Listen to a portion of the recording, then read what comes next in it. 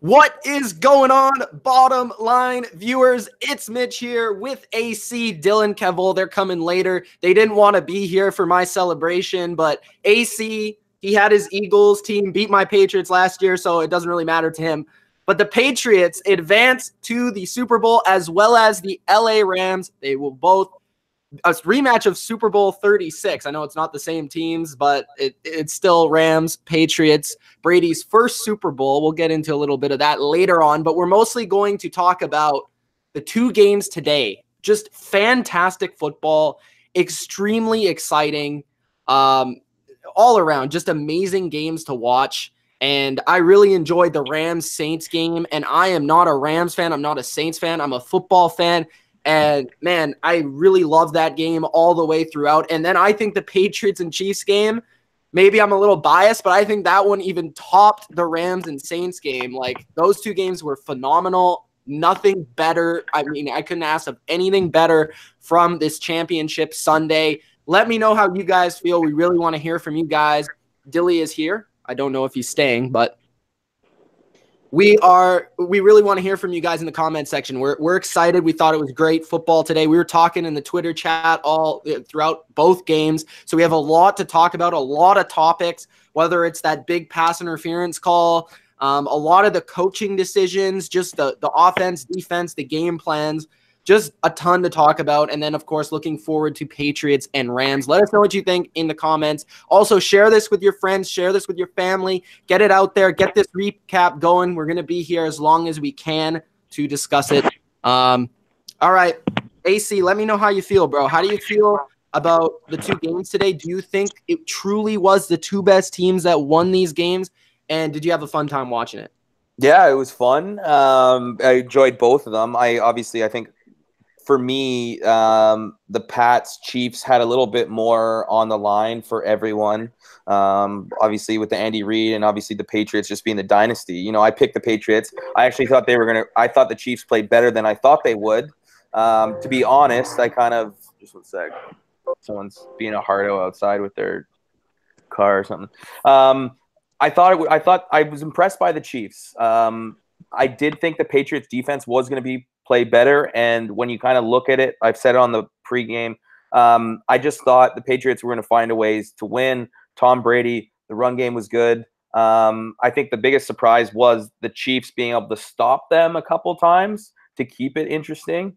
And we're going to be talking about that game first. And then the other game, now that the Patriots won, I kind of it would have been a way better matchup, Saints, because we'll get into it. I just think the Rams don't have enough to beat the Patriots, even to make it a close game. I've been wrong before. I just think the Saints-Patriots matchup would have been awesome. And, you know, if you follow Darren Ravel on Twitter, he believes that this is actually the lowest matchup that people wanted, NFL fans wanted, because maybe because they think the Rams they don't really have a fan base. The Patriots being as good as they are, I don't think it's the matchup everyone wanted. But at the end of the day, I think the storyline, that pass interference we'll get into, but it's just the Patriots keep on doing what they're doing, and we'll obviously get into that game. But Tom Brady talk, that almost was almost like a retirement thing post game. Hey, Mitch? What do you mean? Post game, just thanking his friends and family. It was almost like this was a tough one to get. I don't know. I think he does that after every big win. I'm just thinking he would be good to retire after winning. I wouldn't mind it. Hey, if you're gonna go out anyway, I say you go out against the team that you won your first Super Bowl against. I think that sounds pretty historic. Full circle. Yeah. Hey, man, I'm just here for the ride. But let's start off with the Patriots Kansas City game, 37-31 in overtime. This game seemed like, from the jump, to me, the way I predicted it, I thought it was going to be lower scoring than a lot of people think. And I think the score kind of ended up being right where a lot of other people thought it would be, 37-31. But the offense really didn't come until the third, fourth quarter. At the end of the game, when these teams really needed to score, they were able to do it. At the beginning of the game, it was all Patriots. It really seemed like the Patriots, on the broadcast, it really brought it up. It seemed like they could have ran away with this game. Of course, they go down, they receive the ball. The Chiefs actually deferred, so the Patriots got the ball first possession. They take like 7.5 minutes off the clock, maybe even more. They go down, they score right up the gut to Sony Michel, the only score in the first quarter. So they do that. And then right away, I think it was a 3-and-out by the Chiefs, maybe one first down and then a 3-and-out. And the Patriots defense early on in this game, specifically in the first half, was flying everywhere. They were playing fantastic. And they get the ball back. They go right down the field. They're on the 1 or 2 yard line, and they do a play action on third down. This is the first thing to bring up in this game, man. Third down, I think it was, maybe second down. Play action, and they look for Gronk. It almost looked like the old school Mike Vrabel play action that they used to do in like 03, 04, where there's one receiver. It looks like they're selling out, and they go to Gronk, and boom, I think it was Reggie Ragland who intercepted the pass.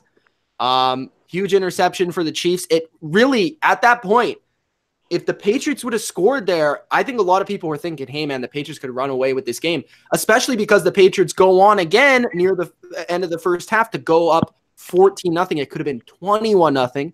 So that's a huge interception to keep the Chiefs in the game. And at the beginning of the game, in the first quarter, second quarter, you're saying it's only 7-0, but the Patriots are outgaining them by like 120 yards. And it just seemed like the Patriots were kind of like dominating the time of possession, but also the Chiefs were somewhat hanging into the game, and that kind of became true near the end of the game.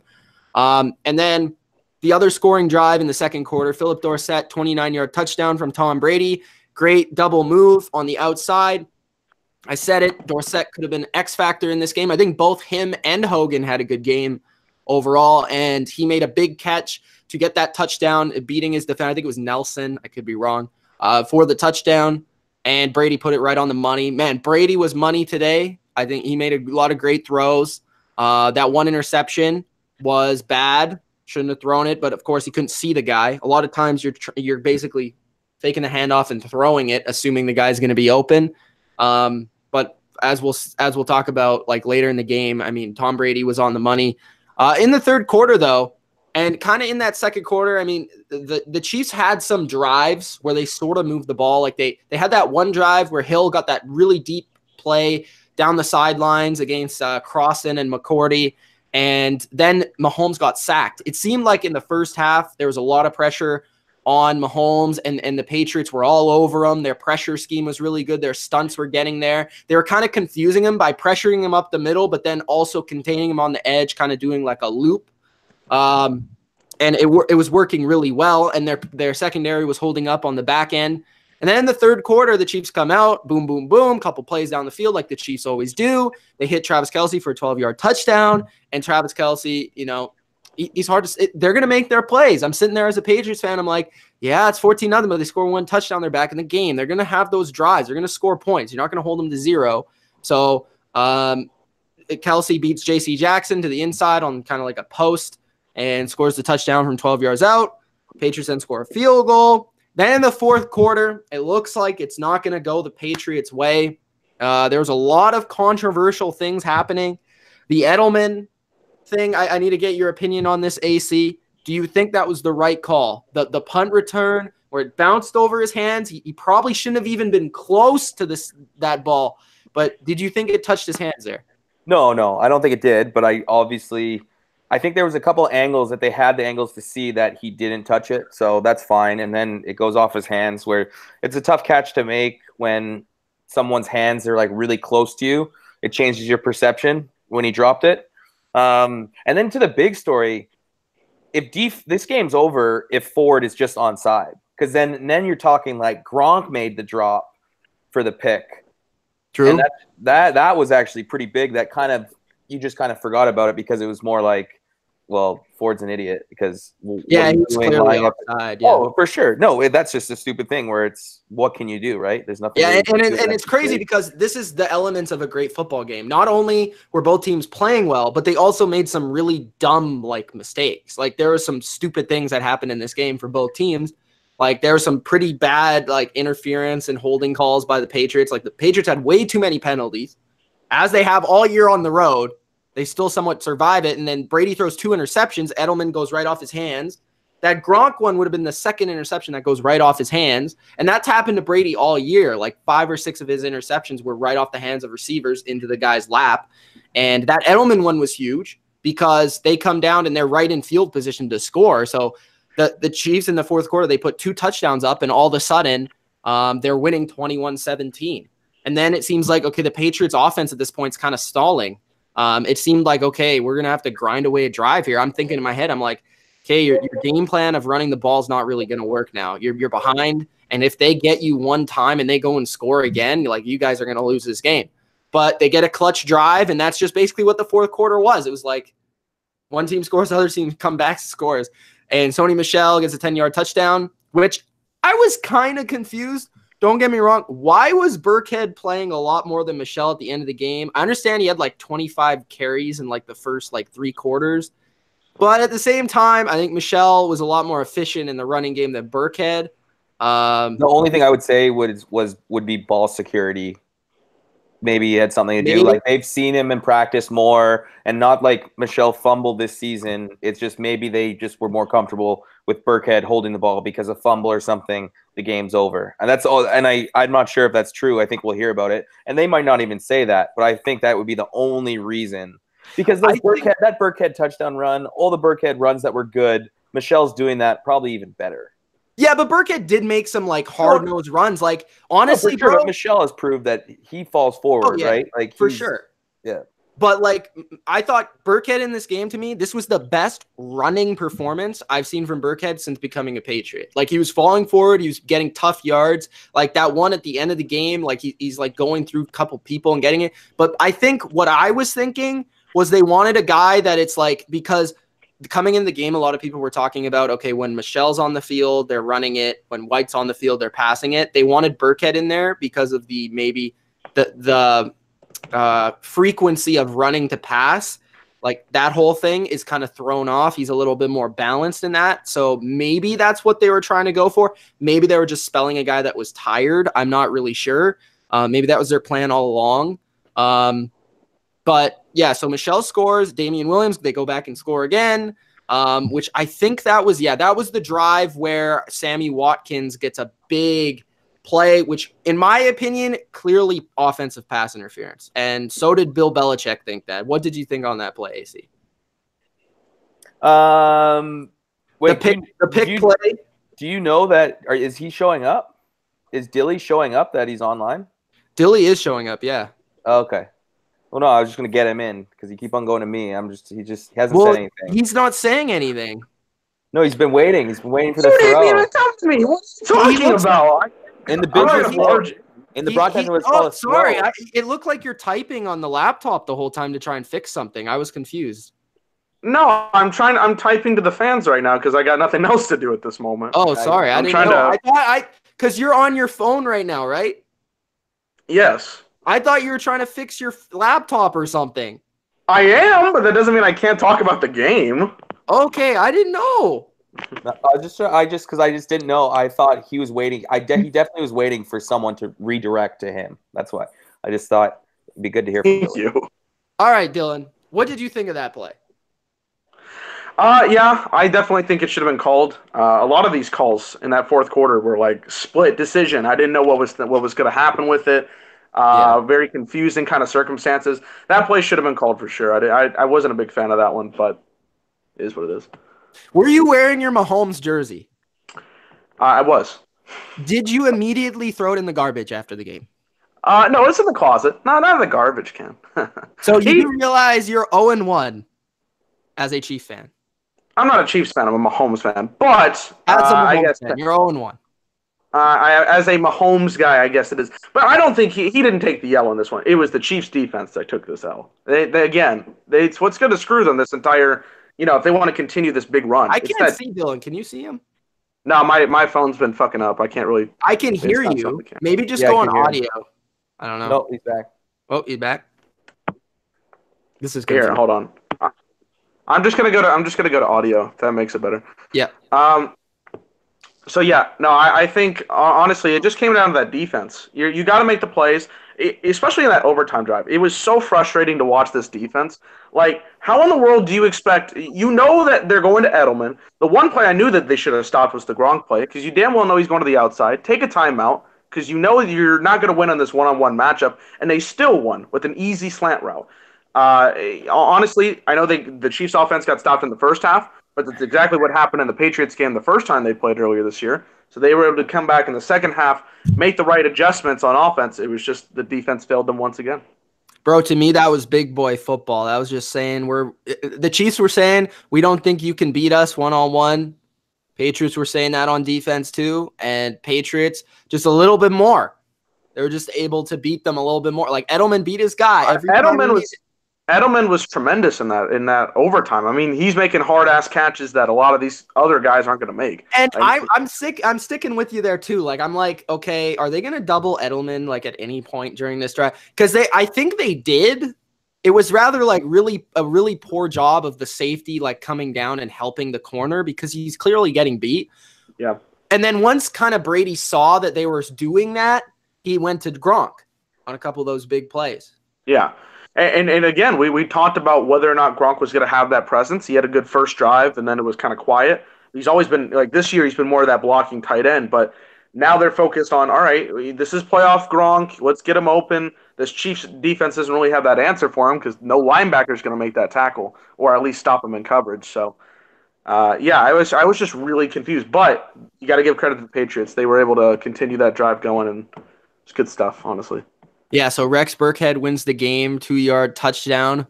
We'll get into the performances and then bring up anything that kind of sparks in your mind. Okay, let's start off with Tom Brady. 30 for 46, 348.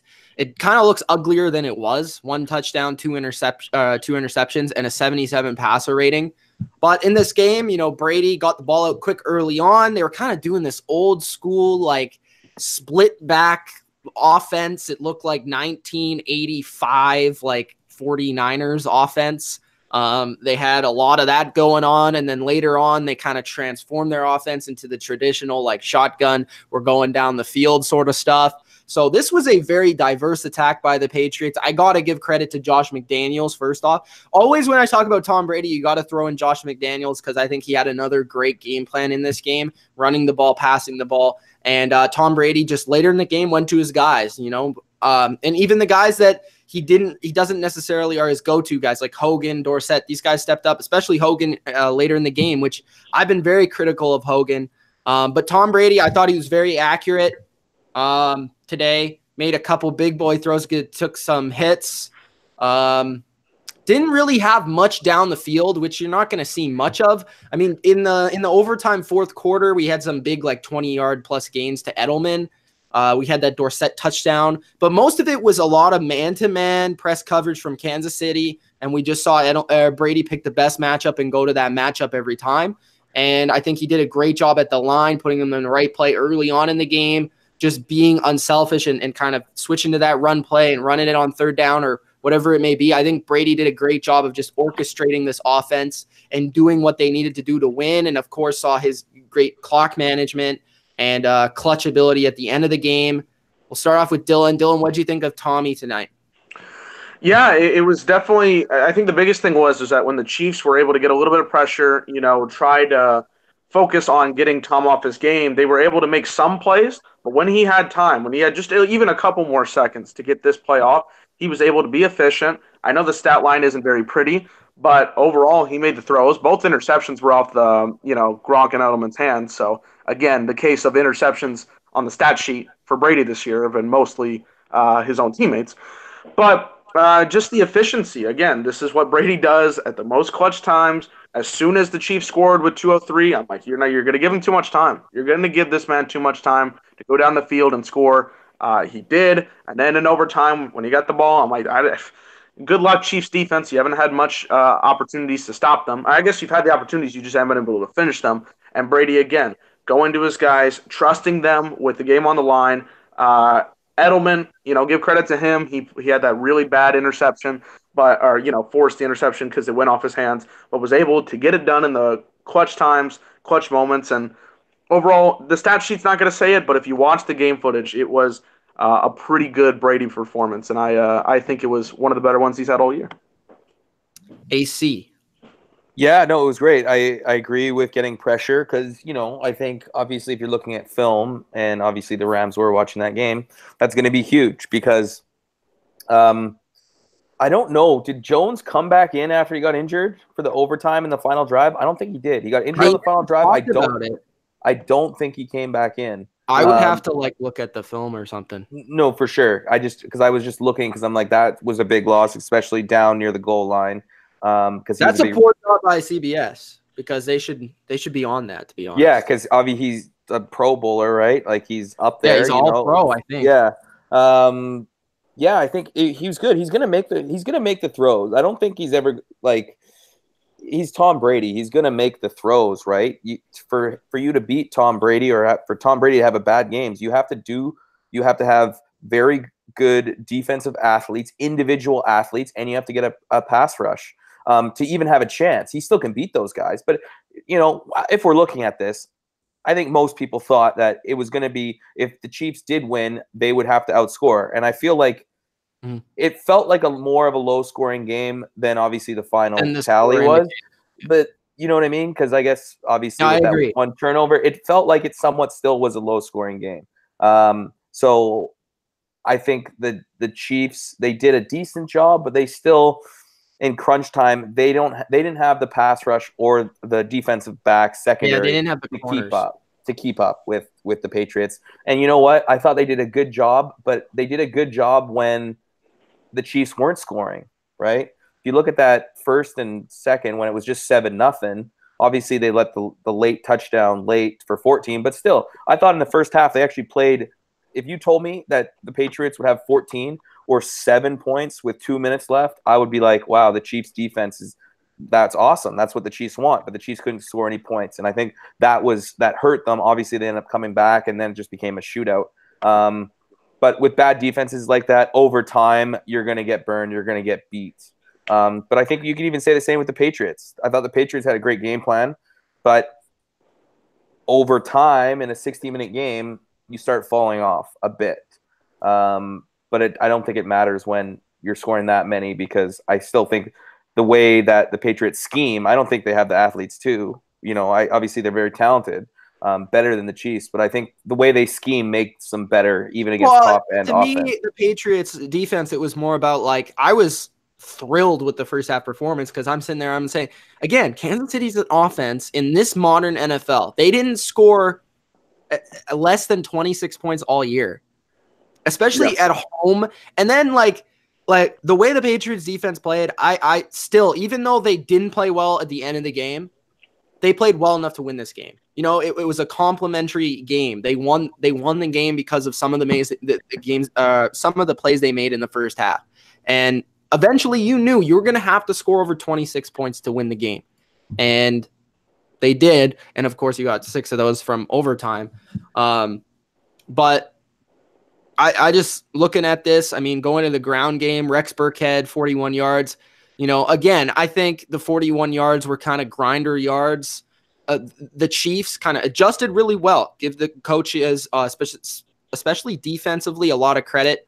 Sutton for his just ability to adapt to what the Patriots were throwing at them early on. They weren't really able to stop the run very efficiently, especially on third down. James White got some big conversions. Sony Michel was just going through holes that were wide open. And Sutton kind of adjusted. They put some big guys in there in the second, third quarter, and then the Patriots were able to get back to the passing game in the fourth quarter. And I think that's the most impressive part about this Patriots game to me offensively was their ability to morph so many times within one game. Like we talk about how the Patriots can morph game plan to game plan, game to game, but it's usually game to game. It's not within one game. Like we saw them play so many different types of styles in this game. And then also the ability for Tom Brady to just turn it on in the fourth quarter without really in the first 3 quarters being asked to really be that guy where he's carrying the team, I think was extremely impressive. But Burkhead with the 2 touchdowns. James White had some big third down conversion. I think it's 6 in this game. Sony Michel, 29 rushes for 113 yards. Didn't get utilized a lot in the fourth quarter, but had that big touchdown, 2 touchdowns in the game. Another good game for him. And guys, what did you think of the running backs overall? Receiving wise, 23 yards for Burkhead, 49 for White. Let's start with Dylan. Yeah, run game for the Patriots was great. The first drive, especially, they were focused on using James White out of the backfield. They were like, okay, we're going to see if we can make these plays work, and let's see if we can get the Chiefs defense off their game. And they were able to use that with both White and Burkhead. So it was a really good start.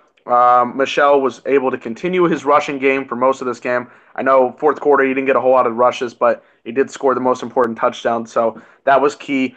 Overall, I think it just kind of threw off what the Chiefs defense wanted to do because they are one of the worst rush defenses in the league. I think they were second worst coming into this game, so it was going to be something they had to circle. But they just weren't able to. Other than the one stop on 4th and 1 where they ran right up the middle and Sorensen was able to stop them, there wasn't a whole lot of times where I was like, this Chiefs defense made a great play on the run. It was like, oh, there's at least a 5-yard rush there, or some minimal or some good game. Like even on that 4th down, Dylan, it was like 4th and 1, and I think you said it was too easy. It was like a 10-yard touchdown. Yeah, on 4th and 1.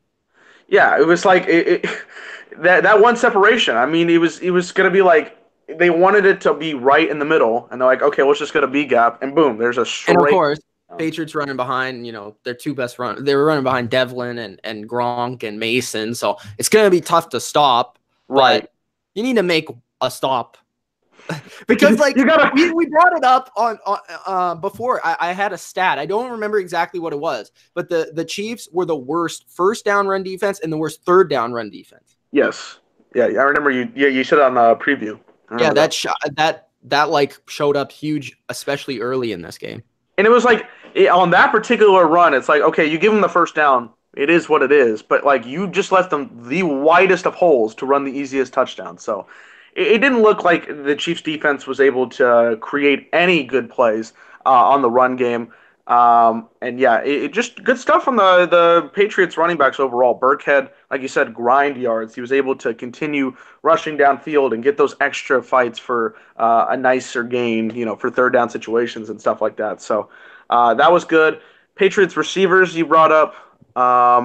Looking at their receivers, I didn't really bring up the stats yet, but Edelman 7 for 96. We talked a lot about him, but just his ability to just go up through in the middle, get hit, and still catch it on third down. Like that last drive, I was just sitting there like, this is just what he does, man. This is just like what he does. Like I don't like you're sitting there like, are they gonna make a play on Edelman? Like, it's not like they're aggressive routes or they're done really quickly. It's like they kind of have some sort of rub off, but you have to get over top of that, and it's obviously something the Rams are going to look at. But, yeah, it's impressive what he does making those catches down the middle because it's nothing special when you watch it.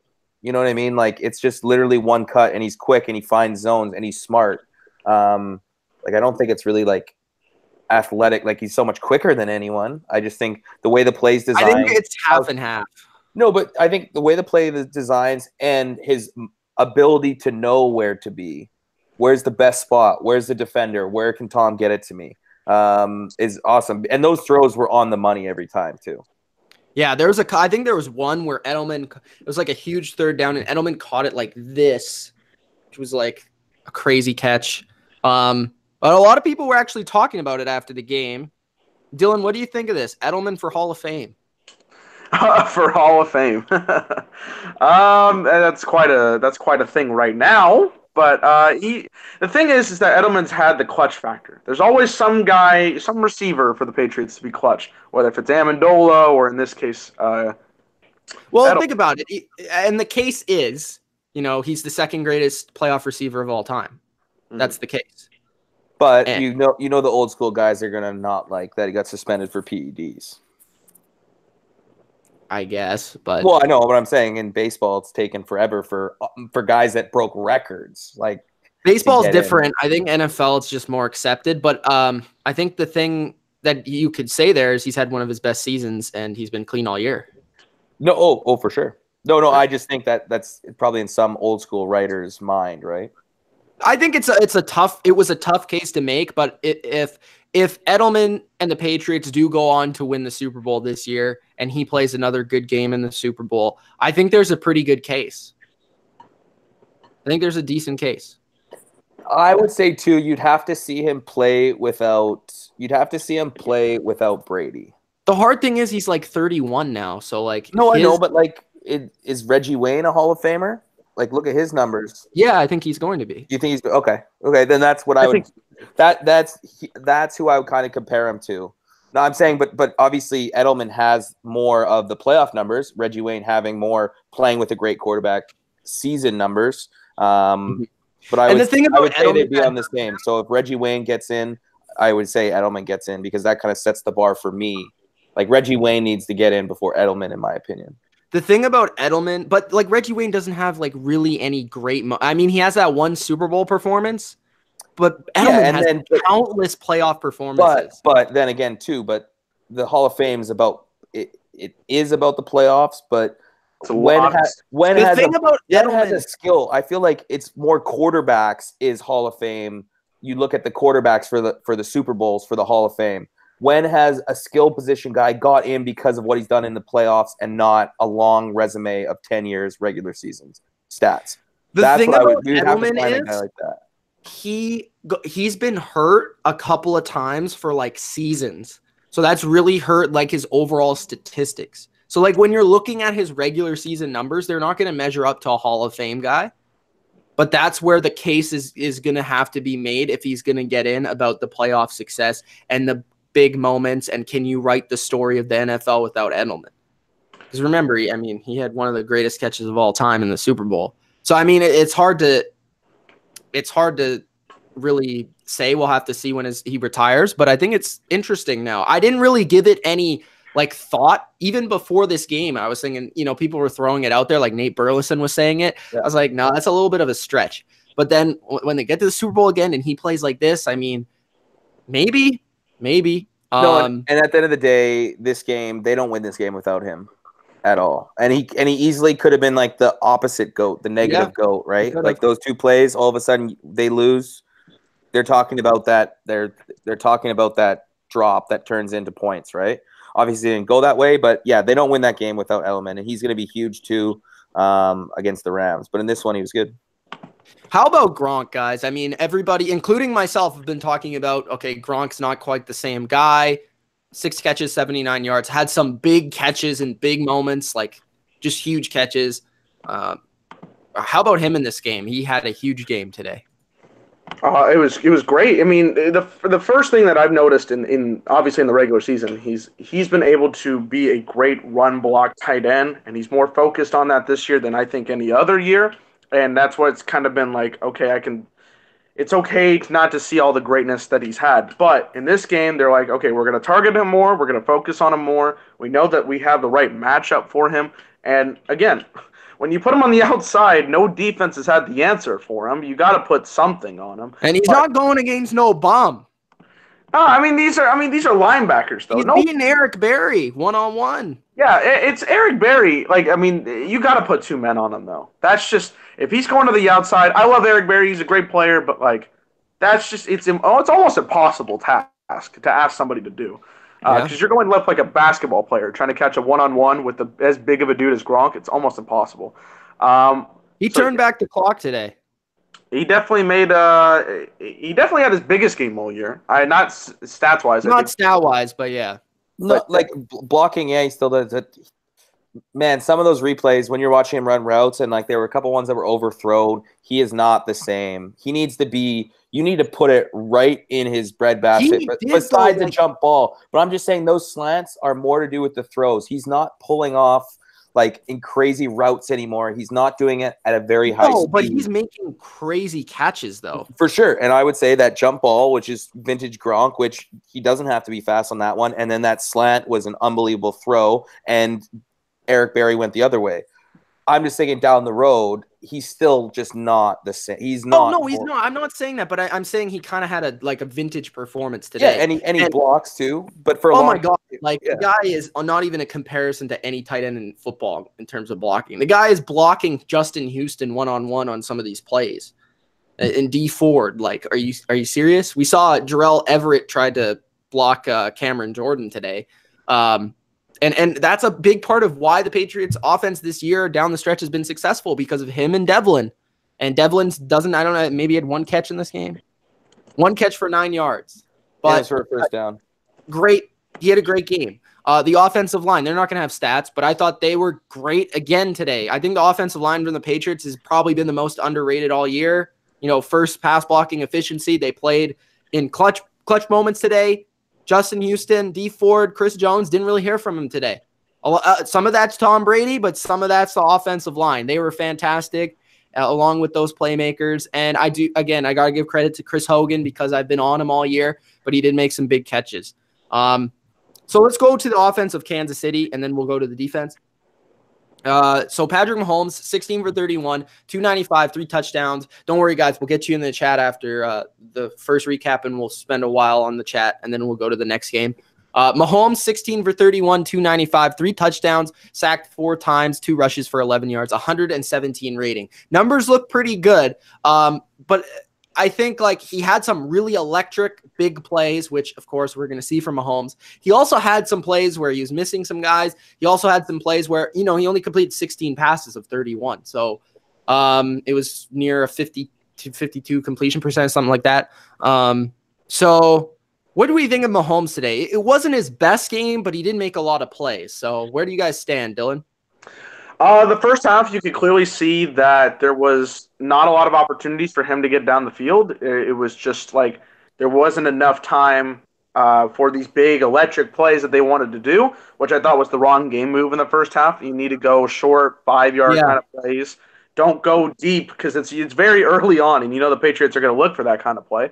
The Tyreek Hill play in the first half was huge because it gave them a little bit of momentum, but then they were sat on 3rd down, so they didn't get any points out of that. So coming into halftime, 14-0, I think they try to realize they're like, this is not the game. We're not going to win this game if we just chuck it down the field and do this kind of stuff. We have to play more evenly. That's why Damian Williams became more of a guy in the fourth quarter. That's why you saw other guys like Travis Kelce, the first touchdown that we saw. It was a big completion down the field, which obviously did get them back in the game. But after that drive, it was more about being focused on having these certain receivers make these great routes and not go too far down the field and not make too many crazy mistakes. I think his second half was really solid. Not the stat-wise that you're going to see, but it was able to be the clutch factor, get these really good drives and keep the momentum going for them. And then, what was it, 39 seconds left to get him in field goal range. He was able to get his job done in the second half. It was just kind of a shame we didn't get to see him in overtime. AC? Yeah, no, yeah, we'll get into overtime. I wonder what Dylan feels about the overtime rules. But besides the point, I thought in the first half, I thought it was more New England doing a really good job and Mahomes not kind of seeing something different, not getting enough time. Because you could still say in the second half, the big plays were caused because of having all of the time. And even an all-pro like Gilmore, you can't cover a guy for 6 seconds. 6, 7. Yeah, you know what I mean? That was frustrating. Especially when Mahomes has an arm like that. And how many times have we seen him make plays like that? Because it gets to a point, if you get time, he can throw it wherever he wants. And a receiver's going to – that's obviously Watkins knew on that play. Okay. Well, and still a great catch by Watkins. Yeah, I'm supposed to do a post or an in, and then he knows as soon I can start going upfield at any time because if I haven't got the ball, I know he still has the ball. So I thought a lot of big plays. I thought he made some good decisions. I saw some throws that he had checkdowns, but goes for it all. He's kind of like Rodgers. Even in the second half, there was that one. They ended up getting a first down because of the hold on 2nd down, but it was 2nd and 10, and it's incomplete. 2 receivers to the right, Kelce on the outside. Kelce did a hitch, and then he had Watkins maybe doing a corner route over top, and Kelce's wide open, but instead he just overthrew, which I think there was a hold. He just threw it out of bounds. But I'm saying Kelce was there on the hitch, so I still think there's a little bit of that. But yeah, he's really fun to watch, and he gets away from pressure. I think maybe you could just say in the first half he needs to make just one more play. They can't get shut out, right? Or not, or don't take that sack. Throw it, you know what I mean? Don't keep on going backwards to try to get away.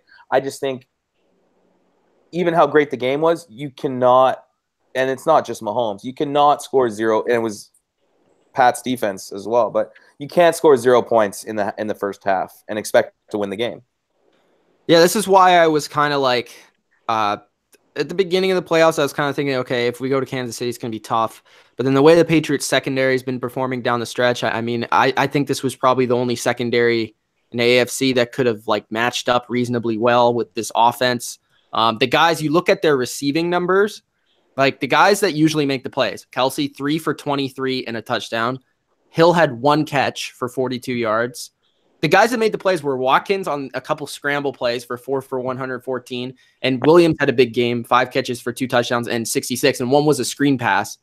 So, which was a great play call. That was probably one of the better plays. Yeah, that, and then again, the other Watkins play was a rub route, which was pass interference. We all said, but of course it didn't. It counted. So, I mean, I think the Patriots secondary, again, I'll say this. What they're able to do up front, it's not like a team like the Eagles where it's because of their front.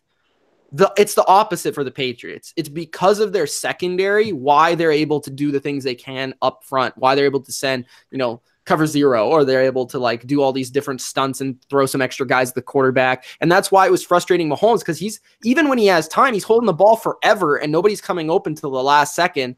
And then he makes plays. And like AC said, eventually a guy's going to get open. But I think Mahomes, a lot of it was, I would have, like, if I was a Chiefs fan, I think I would have been a little frustrated just knowing, okay, the Pats are going to, like Dylan said, the Pats are going to take away those deep throws. They have some good corners. Just take the dump off to Damian Williams and Travis Kelce, like when you have it early in the game, because the Pats, they're taking up 8-minute drives when they get the ball. We can't just go for 40-yard bombs. There were some plays to be made there if you just stuck with it a little bit like Tom Brady and just went, okay, 4 yards here, 5 yards here. But Mahomes, almost like Aaron Rodgers in a way, kind of just like he'll kind of ignore some of those just to go deep sometimes, and it's not really there. But then on the flip side, you have to say in the second half, there were a number of times where he's under pressure. He should have got sacked, but a guy like Mahomes, maybe the only quarterback in the NFL that could have done that, thrown that way, thrown that to that guy, like he makes some plays where, okay, that's the only play that's the only quarterback that can make that play. And then on the other side, it's like, okay, you should have just taken that, So it's some of it's being only 23 years old. Some of it's being inexperienced in this moment. Some of it is good defense, but at the same time, it's a little bit of both. So that's what you kind of got to live with when your quarterback's Patrick Mahomes, but then you see him make big plays. And at the end of the day, it wasn't his fault why they lost. He still made the plays to put them in position to get it to overtime. And then, of course, his defense did let him down there. We'll switch the conversation to that because I know, AC, you're kind of fired up about that, so I want to hear it. I will continue to say I think that the overtime rules are solid because this is where I stand behind it. You have to score a touchdown to win the game right away. For sure. Have to score a touchdown. If you kick a field goal, the other team gets the ball. This is my stance. I know other people think that it should be, okay, the other team gets the opportunity.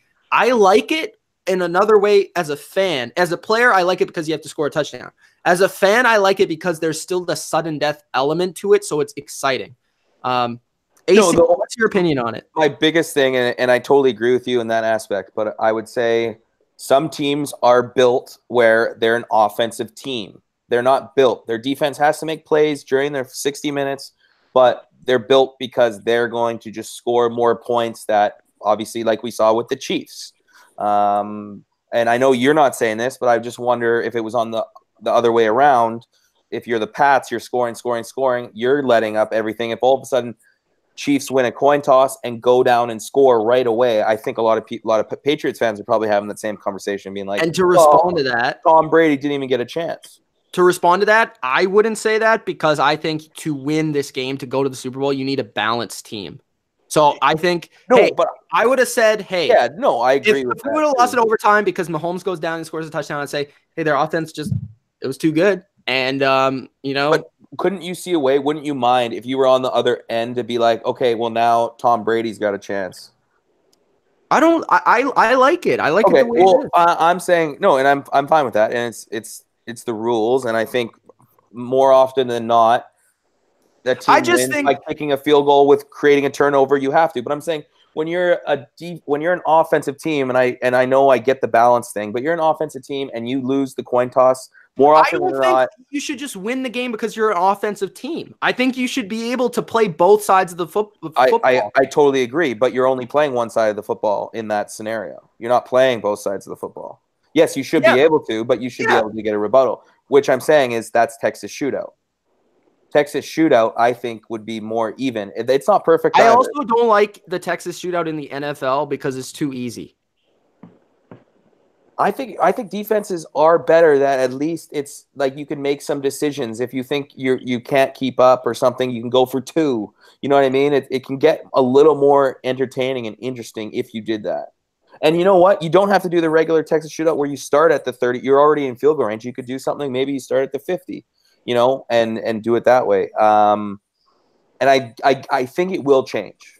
I think it will change. They've been messing around with it here and there. I think the old way, this way actually looks a lot better because the old way was stupid. You only had to receive the kick and only have to go, 40 yards, 35 yards, and then you have a field goal chance, and then it's over. Yeah, I didn't like the old way, like I said to you earlier. I'm not – it's just when it ends like that, I feel like if you weren't a fan like I was you weren't really cheering for either team, it was kind of a crummy way for everyone to watch that game for 3 hours for it to end, I believe. If you were a Pats fan, it was great.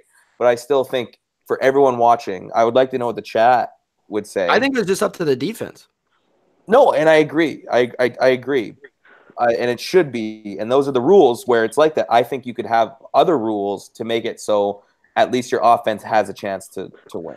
I think for an entertainment aspect, I would like to see the other team go out there and play offense. That's kind of what I'm talking about is the entertainment as well. And your offense but is that the true way to decide who's better? I know I'm fine with how the rules are set. I'm not going to be changing it, or I think the way that it was 8 years ago when the Saints won the Super Bowl, or excuse me, the NFC Championship game because they kicked a field goal, they changed the rule. That needed to be changed. But in terms of what this is going on, I'm fine with it.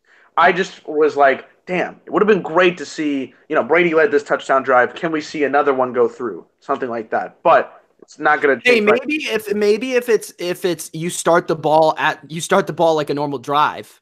We just keep playing, and then if whoever doesn't score, doesn't score. If you want to change it to if you score a touchdown, the other team still gets one possession. Yeah, and that's then for sure. But if you're starting from the 50, I still don't like it. Well, I was just saying that we'd be changing. The only reason we'd be changing the rules completely, the only reason I was saying Texas shootout is because that's already an established thing that college uses, and also up in Canada, the Canadian Football League uses and has been using. I think there's ways to do it. And I think another one is you have a chance to rebuttal. So then it could get interesting too. So if New England scores, maybe – no, actually, probably wouldn't do that. They'd kick the field goal. But I'm just saying that at least give the other chance. But then the Chiefs go down and know what they have to get. Maybe they go for two, and then it could get complicated that way as well. But I'll say this. Nobody would be complaining if the Chiefs won. Facts. I think people still would. Only Patriot fans. No, I think there would be people that were enjoying the game that if you're not, I don't think so. Because it would be a crummy way for that to happen. Because we would be saying, why didn't Brady get this opportunity? I don't think so. I think you would be celebrating in your Mahomes jersey. Yeah, there's the joke again. No, I think it would be the case. I think I would still want to see Brady go out there and try to get this win. I want to see good back and forth matchup. Okay. I will say this. Matt Slater, best heads or tails guy of all time. He did it in the Super Bowl. Did it in this game. Best in the game. Okay. We'll go to the chat here. I think we've talked about most of the game. Kind of talked about the defense intertwining. But if you want to point out some defensive performances, we'll do that. But let's get to the comments, Dylan. Okay, I'm going to go up to as much as I can. If you guys got anything. There are a crazy amount of comments. We appreciate all the live viewers right now. Thank you guys for sticking around. And ask any of the questions that we may have missed right now. Yeah, because I can't go up that far at this point. Let me go to as much as I can. Oh, I remember saying the 17 points about – I think someone said that. I was looking at the comments. I actually was pretty on point if they scored 0 in the first half. But obviously they changed and ended up scoring 31. But I think it was the way I thought it was going to – I didn't know it was going to turn into a shootout after watching the first half. The Patriots defense played about as well as you thought they would. Yeah, and I thought they were going to continue to do that the whole game like they did in the first. Because watching the first, I thought that was kind of how they were going to play, and that's why it impressed me more about Mahomes and that KC offense, because they did do what they did all season, really. But at the end of the day, they didn't do it long enough. And that first half, if New England's, we'll have to get into it in the preview, but oh man, I think the Rams are going to have a very tough time. I think this is going to be, I'm not a fan of this matchup just because I don't think the Rams have it. Here's the thing. The Rams. You were really you were like the guy in the preview, if I remember this correctly. You were the only guy where it was like, okay, I think either NFC team has a real good shot. I thought in terms of the Chiefs, I thought it would have been a more interesting matchup. I think the Rams Patriots matchup is the worst thing the Rams could have asked for. Personally. Yeah. I agree with that over the Chiefs, but I still think the Chiefs might have won. No, I still think the Chiefs could have won the game. But here's how I feel like the Rams are, right? They built this team to get to this moment, right? Look at all the people they signed in the offseason. They got Peters, they got Talib. These were in trades. They signed Ndamukong Suh to that big contract. Brandon Cooks was guaranteed so much money. Aaron Donald became the highest signing defensive player. Gurley became the highest signed running back. There was a lot of things that this Rams team had to do to get to this moment. They signed everybody here. So I feel like they're built for this moment, but based on how their team is played and how this matchup goes, I'm not so confident in them getting it done. But they got to this moment, so I can't really bump them out. In terms of chats here, we have a little questions about Jared Goff and how good he is. We will talk about that. Jared Goff had a great game. We'll get into that. Oh, definitely. I defended him. The last two drives of regulation were fantastic. Fact or fiction for Mr. Rob: Belichick and Brady retire if they win the Super Bowl. Not Belichick, maybe Brady.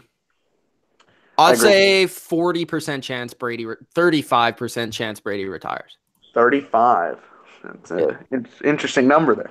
I will go with. This is interesting. I think it'll be a little bit closer. I'll say. I think Gronk 70% chance he retires. Ooh, I would go even higher.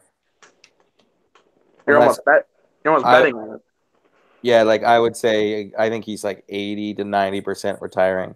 He still can catch a ball, and block, but still it's just not the same. Just watch. There was that overthrown ball when I was watching his route. He looked slow, but played better than Kelsey today. Yeah, no, for sure. But they didn't have to do as much with Gronk. You know what I mean?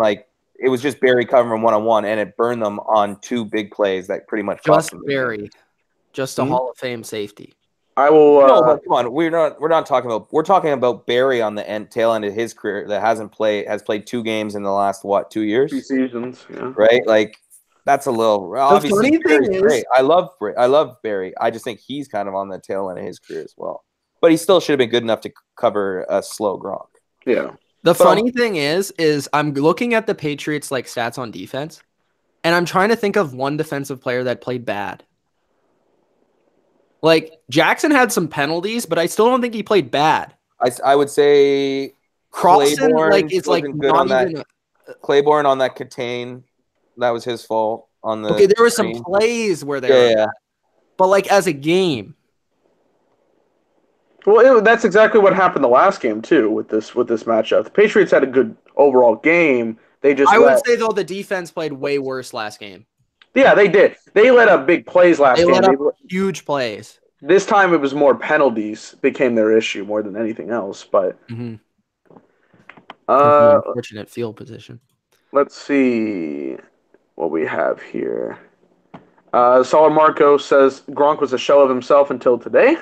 Yeah, that would be the case. There you go. Coach says Talib on Edelman. Who wins? Edelman.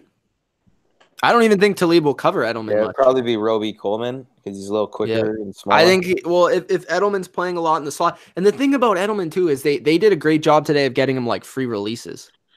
Mm-hmm. So if you're putting a guy Talib on him, it takes away his physicality, and then Edelman will just win in the route. So I would say Roby Coleman would probably be a better matchup, but I think that's the matchup we'll see more. But I do, yeah, and if we're looking at that too, that means with Probably Talib on like Hogan. I do think Hogan and Dorsett don't have. We're not going to need those guys. Let's just throw them out. No, I'm just saying. Like, I think they're going to maybe Dorsett on a double move on Peters. Yeah, Peters has been not. Yeah, I think Gronk could have a good game again. I still think Peters is trash this year. He can find a way to beat him. But I would think Barron would be better on Gronk than Barry was today. I think he would be. I'm pretty sure the Rams are like one of the worst teams against tight ends, but I could be wrong on that. Well, they better not match him with Peters. That guy is fucking trash this year. I think I will think that the game will be lower scoring than other people would think next week or 2 weeks from now. Right now, if I had to give a score, I'd honestly go with the 24-17 score. I do not see it being that much higher than that score. But you're not going to be able to say you guys are the underdogs. Yeah, Vegas tried to get you, so I don't know, man. We're going against the great Rams. Sean McVay, he's a boy genius. I'm giving them a line of -3 for the Patriots. I think, yeah. So what happened was the invisible goat that he is. No, I said Aaron Donald, best player in football. We're going against him. We got to block him somehow. But I said this earlier. So the line started with the Rams -1, and in 15 minutes it switched to the Patriots almost -2. So I think by midweek it's gonna I think it's gonna go up to like 4 or 5, and then probably settle around. I don't think 2.5, 3. No, I know, but I'm just saying it shot up 2 whole points just like that, right? Like I think it will settle at like 3 or 3.5. I think you're gonna get a big spread, and then people are gonna start hammering the Rams. It's gonna be different to see what they've said. I just think, you guys will get into golf. I actually have to have dinner because it's getting too late for me, and I've been waiting. And then I think Kevil's gonna trade with me. Is he coming in? Where is the great Kevil? I don't know, but I think he wants to talk more about the Saints game, so it'll be a perfect time. Yeah, I don't even know if he really watched the last game because he wasn't really in the chat. Yeah, but I know we want to talk about the Saints game and the call. My big thing is now, though, that the Patriots won, I'm kind of regretting rooting against the Saints because I didn't like how the Saints took the Eagles. You picked the Patriots, so shouldn't you have been cheering for the Saints the whole time? No, but I didn't want the Saints. No, because it was the first game. I didn't want the Saints to win because I thought they disrespected the Eagles with the whole ski mess after the game. They took when we won the Super Bowl in the locker room, they took that song and did their own like locker room thing. And like Alvin Kamara was like all of us and then we didn't have a rivalry. I just thought they almost were celebrating like they won the Super Bowl last week. And karma caught up. That's why but at the end of the day, now I'm kind of regretting rooting against them because Brady would have been awesome. Would have been fantastic.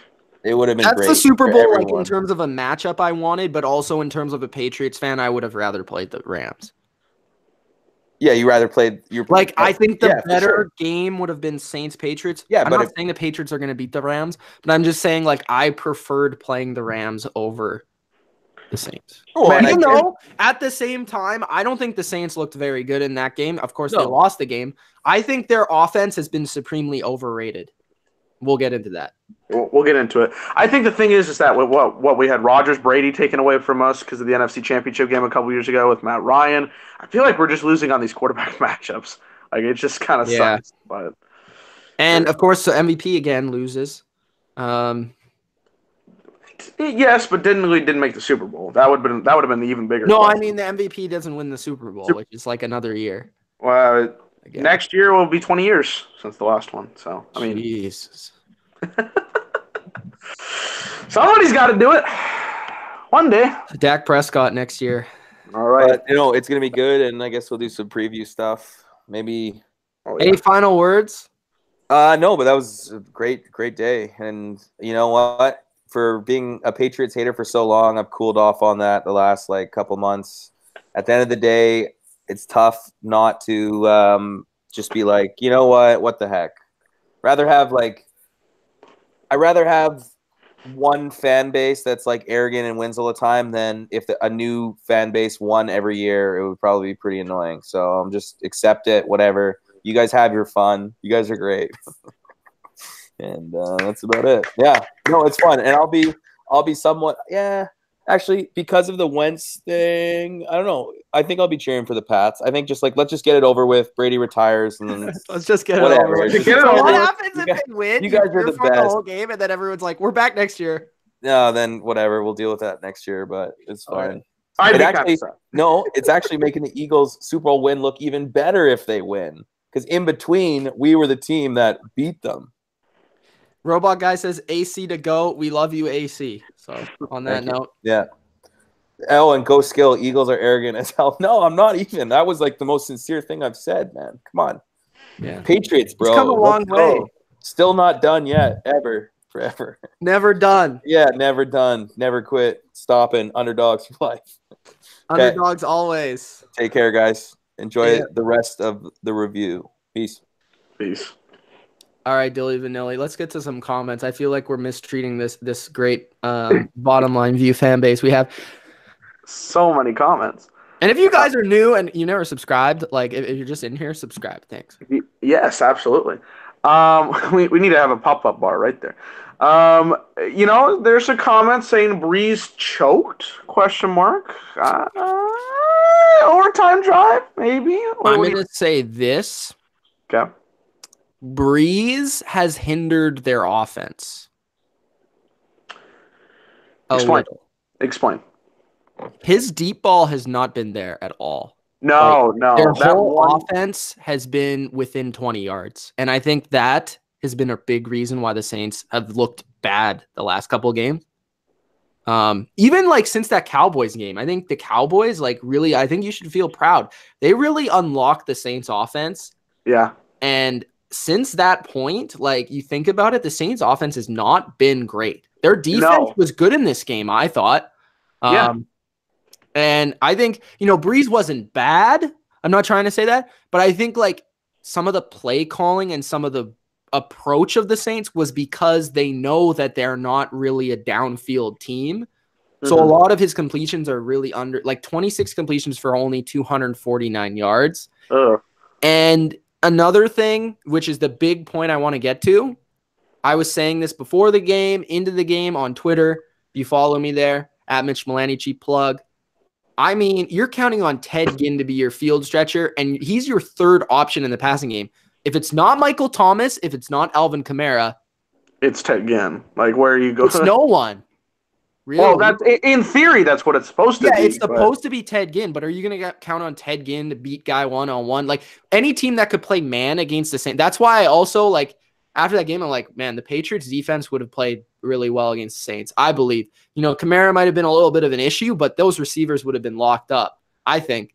Looking at Kamara, I was saying all game, I'm like, Rams, are you going to put a corner on, seriously, are you good? I'd rather them throw it to Garrett Griffin.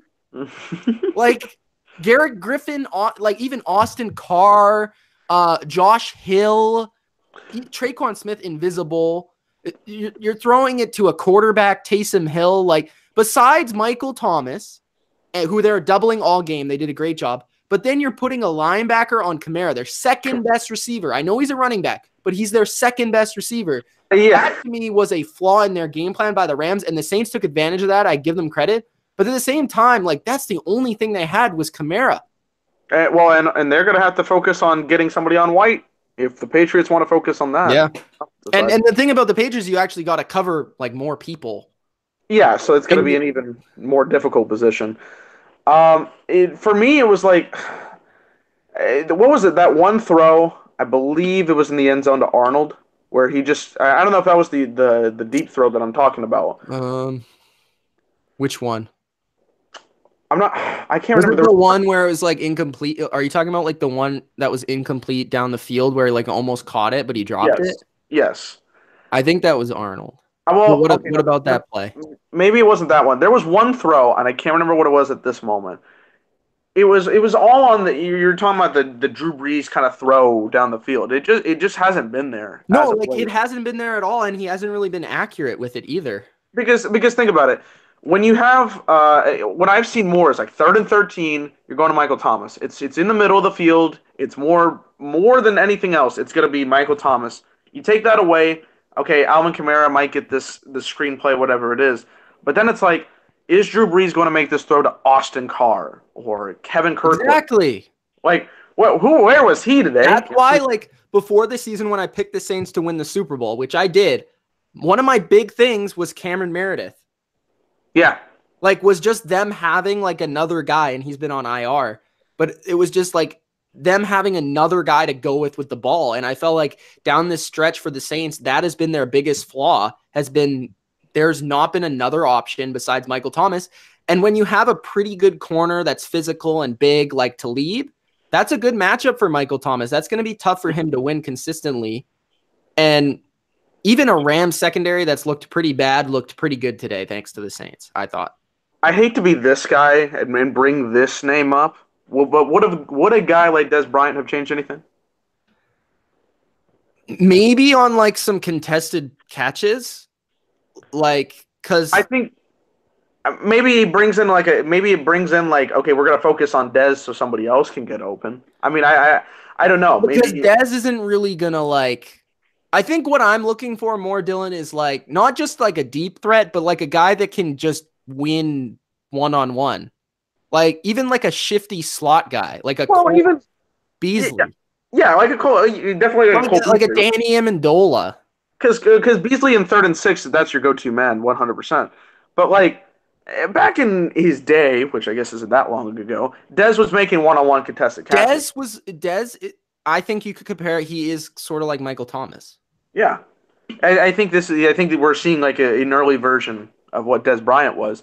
I'm not saying that Des Bryant could change everything, but I feel like that would have been another clear option for a guy like Drew Brees, who would definitely like to have that option versus a rookie Traquan Smith, who didn't do much today, or Austin Carr, so these kind of guys. Because remember when they won that game against the Falcons Thanksgiving, like who in the hell are these receivers? Yeah. Like, and again, they're playing like 4 tight ends, and like none of these guys are good. No, and Benjamin Watson was out today, so it was their least talented guys. Yeah. So it was again Garrett Griffin, Josh Hill, who's their best tight end, and he got hurt. He's not very good.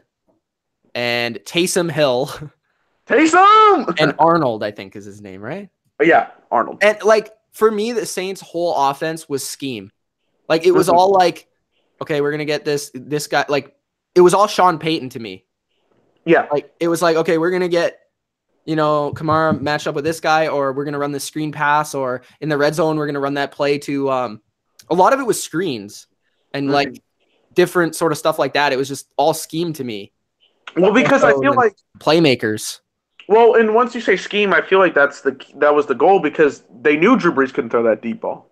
That's what they're trying to do. I'm just saying, like at this time of the year, you need a guy just to make a play. Yeah, absolutely. You need somebody because, like, the thing is that today there wasn't a whole lot of deep throws from Goff either. But you saw guys like Robert Woods, Brandon Cooks making great plays.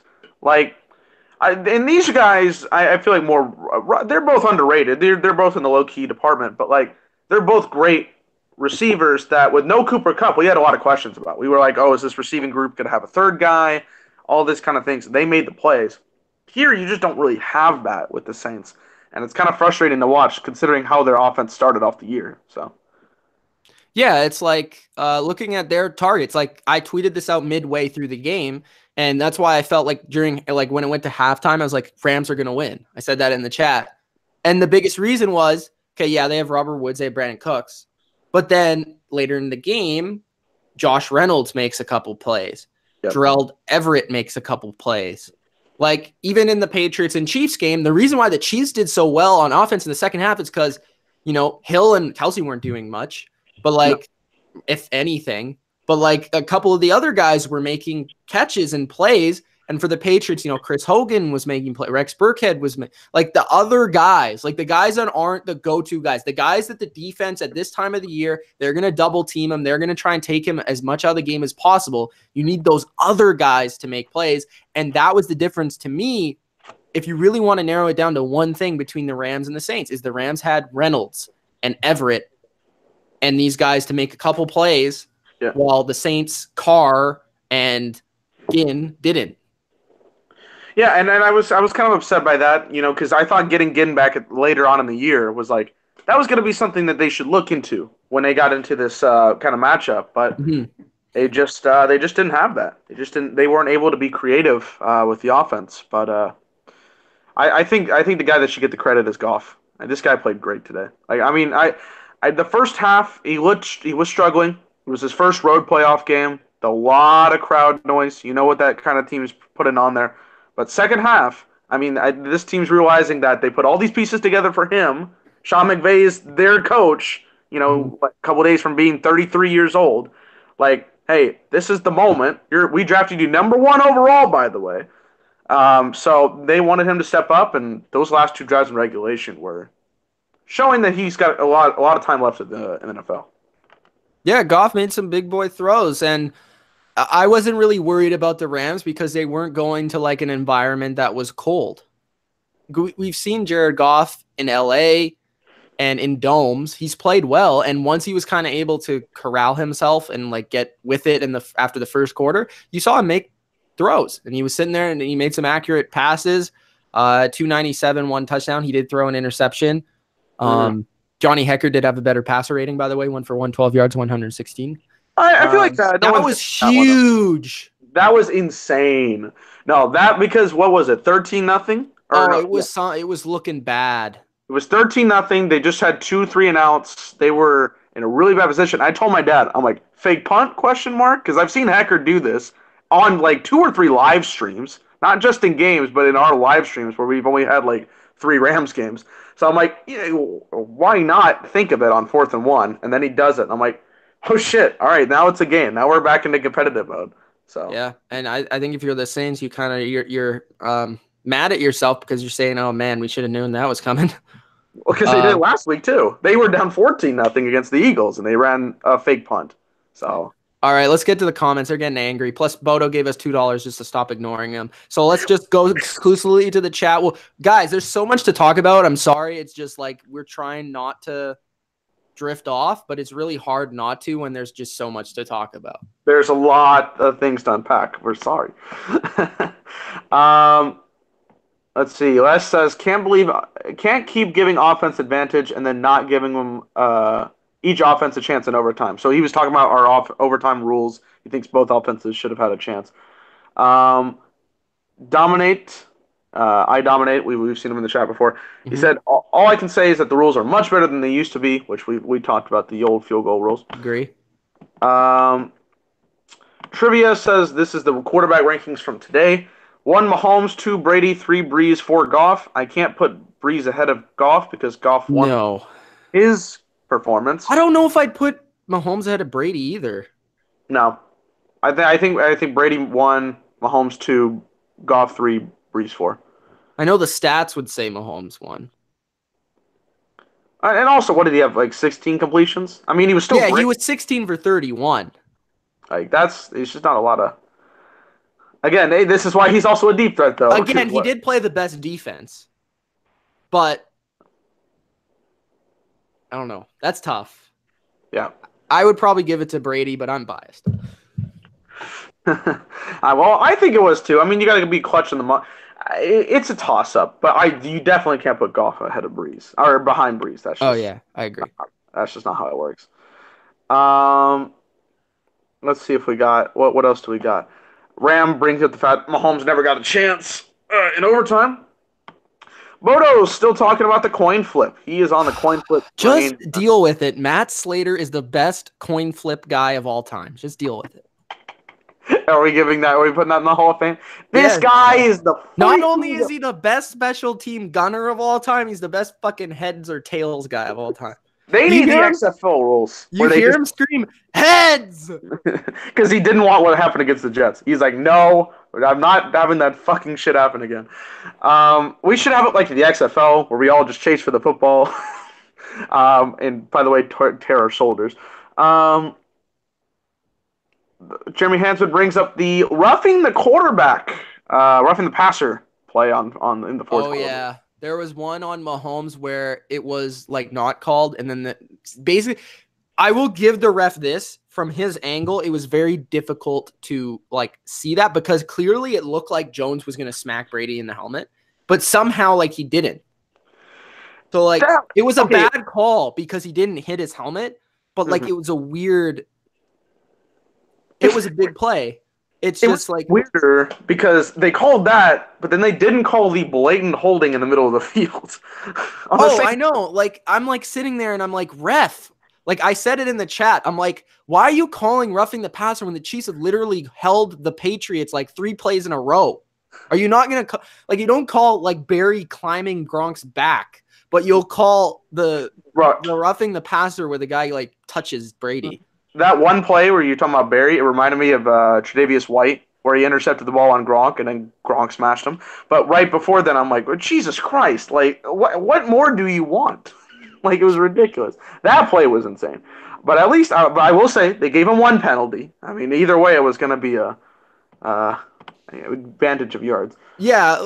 The Patriots didn't really get many calls, but I'll take it. That one was just, it was pretty funny. Bodo says they'll still be complaining. Both teams need the chance. Saul Marcos, he loves Slater. Yes, to determine the game. Yes. Ghost Skittle says, is Eric Berry overrated? Hard to know. Like, all time? What are you talking about? Well, what, he's played like 100? Played like 2 games this year. 3 games? In 2 years. He didn't even play, like, he played like, what, 3 quarters? Yeah, like, he's not like Eric Berry, best safety in the league. But, like, he's still good. Like, if you were to ask this question in 2015, it's a different ballgame because you actually watched him play. But, like, are you talking about, like, is he overrated from a career standpoint because he hasn't played enough recently? Or, like, is he overrated right now? Like, probably he's overrated right now because nobody watches him play and he's probably not as good. Well, and they had nobody in secondary for the Chiefs anyways. So they're like, Eric Berry, this is somebody that we know. Like, there's some good player there, in theory. Because who's your best? It's better than having, like, Sorensen. Who played well, but he like played well as a linebacker, but he's definitely not a secondary guy. I mean, he's not like he is like a safety, but like he plays a lot of like linebacker, as he said. Well, and freaking Fuller over here, I swear to God, 4 or 5 different plays where it's like Edelman, he's just staring around like, what's going on? Like what? Come on, bro, just get in the middle of the field. They're gonna throw in the middle of the field. I can call it, and I'm not like. They're going to run a crossing route to Edelman across the middle of the field. There's 3rd and 10, and they ran this play twice. Stop it. And then, no, we're just not going to do it. To be fair, the 2014 Seahawks couldn't stop it either. So. Oh, my God. They also don't know how to call a red zone play. They had a lot of inconsistency. Anyways. Back to the chat. Back to the chat. Oh, yeah, I forgot. Everybody hates us for that. Durkan says, everybody's sleeping on those Rams. There's a lot of people in the chat, so it's not just our comments. Joe Thomas with the hashtag BlueDat, not WhoDat. I know that was a very popular meme today. Let's see. Bro, rapid fire. Let's go, Dilly. I know. You're only on audio, bro. You can just spit this out. I know, but I'm trying to go down here. It's hard to do. Ram says the Legatron kick was good from 70. Yes. Man. I was sitting there, and of course I had money on the game. So I'm looking at this, and I'm like, okay, this is rather like a great call to get this guy going out there, or this is like really dumb because Breeze just needs like 20 yards. Yeah. And I'm like, I don't know. I am very happy that it worked because I picked Greg Deleg as the better kicker. And the reason I said it, the reason I said it is because he can make a farther kick. How about that? And he did. 57 yards. I mean, I was talking to my dad. I'm like, Dad, he's going to make this kick? He says, I don't know, son. I'm scared. Because my dad, he doesn't like the Saints. Hates the Saints. He definitely always has the range. Yeah, I mean, well, he's got the leg name for a reason. When you're the kicker, you got the leg as your name. And remember, I think he made like a 60-yarder the first game. Yeah, he made a really long field. That's right. It was a 60-yarder. So I guess he knows. I guess he has the Saints number. Durkant's predicting a 33-29 Super Bowl victory for the Rams. That is going to be one of the weirdest scoregamis you will ever see. Yeah, 33-29. I will say, like, I don't want to say Pats. I'm definitely going to pick the Pats, like, spoiler alert. But, like, the Pats have never blown anybody out in the Super Bowl. So, no, the biggest win was by 7 points. And the way the NFL is now, it's hard to blow out. Like, when you're the two best teams in the NFL, supposedly, maybe the Patriots and the Chiefs were, I don't know. But supposedly when you're the two best teams in the NFL, the way that the salary cap is, the way that it's designed right now, it's almost impossible to blow somebody out. It takes a lot. Yeah. Well, in this millennium, like since 2000, there's been like 2 blowouts, maybe. Yeah, the 48 and that Raiders Buccaneers. Those are the only 2 I can remember. Yeah, and that was 2002. Yeah, and that was because the coach knew everything they were calling. Smart man. Well, anyways, yeah, I don't see that happening. Marco says Donald is going to be a struggle against. He's going to get the pressure on Brady because he has a fast release. If the Rams win, it's because Darnold and Sue have a big game. True. They had a big game against the Cowboys. They had a pretty solid game today.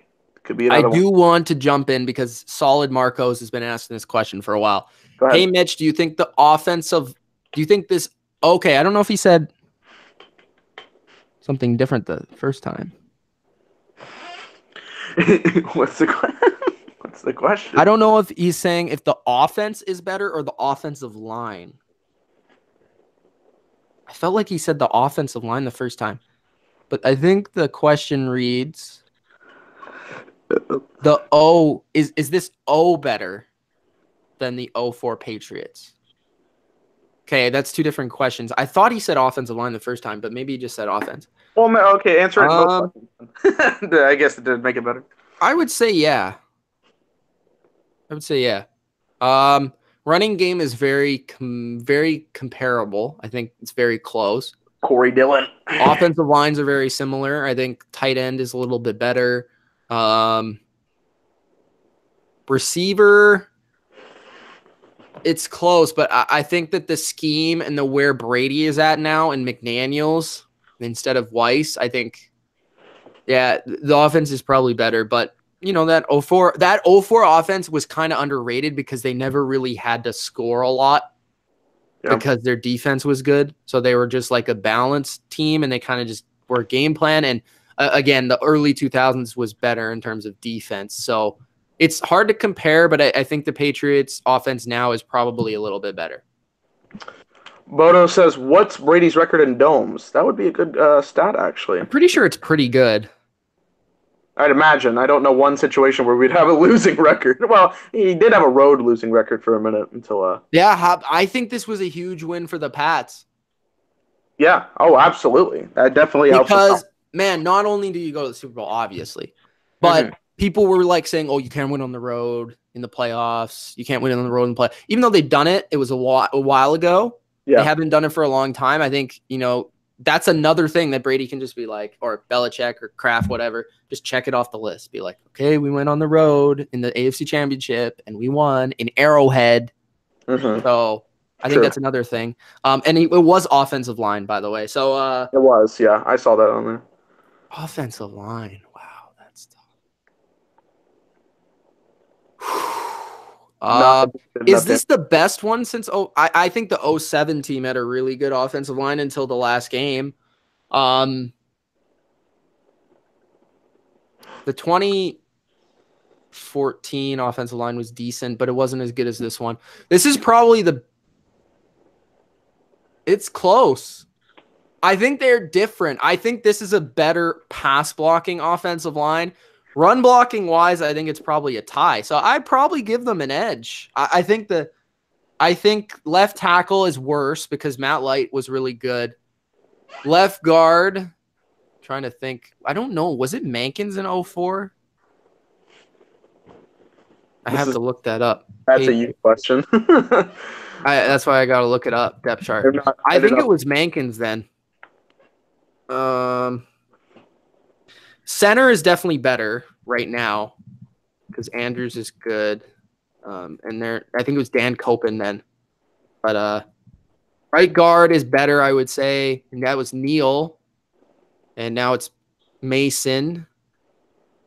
Okay, left guard was Andruzzi. So I would say it was probably pretty close. But I'd say, yeah, I think it is. I think it is better. And because right tackle was a little bit of a weakness for the Patriots in 04. So I would probably go because Cannon's better than what they have now. So I would say, yeah, it's better. All the way. I think it's just a little bit better because that offensive line was really good. Ghost Skittle says we should stream either the Pro Bowl or the Royal Rumble. Both sound like a terrible idea. No offense. Royal Rumble. I like the Rumble, but like... Bro, my computer is glitching like crazy. Really? Am I still on here? Yes. Okay, I'm trying to reload this stuff. Okay, now you're off screen. Like in terms of your... Okay, you're better now. Ghost with let me go back out and come back in. Okay. Yeah, real quick. Ghost with a very harsh comment to Mr. AC. That is just rude, my guy.